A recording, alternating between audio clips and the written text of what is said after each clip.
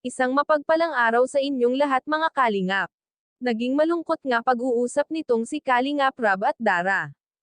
Pero bago natin ipagpatuloy yan, huwag natin kalimutan suportahan ang ama ng Kalingap na si Val Santos Matubang at si Kalingap Rab.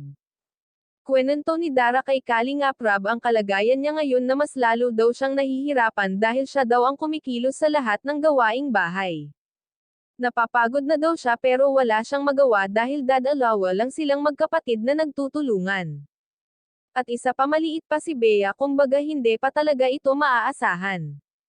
Pagdating daw niya galing paaralan magluluto pa siya ng kakainin nila at marami pa raw siyang gagawin. Naaalala niya ang sitwasyon niya noong nabubuhay pa ang nanay niya na paggising sa umaga ay may nakahain na napagkain sa mesa. Namimiss daw niya ang ganun sitwasyon, hindi katulad daw ngayon na paggising niya sa umaga siya lahat ang kikilos pati pag-asikaso sa kapatid niya. Sana nga raw ay nandito ang kanyang ama para kahit papaano ay meron siyang katuwang. Naalala tuloy ni Dara ang washing machine at nagpasalamat ito kay Kalingap Rab na kahit papaano raw ay nabawasan ang kanyang trabaho. Minsan daw pag wala siyang ginagawa ay nalulungkot siya at naaalala niya ang mama niya.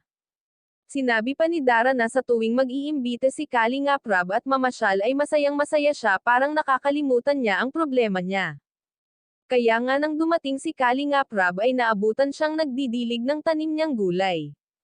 Mag-isa lang kasi siya sa bahay at si Bea ay nasa bahay ng tita niya.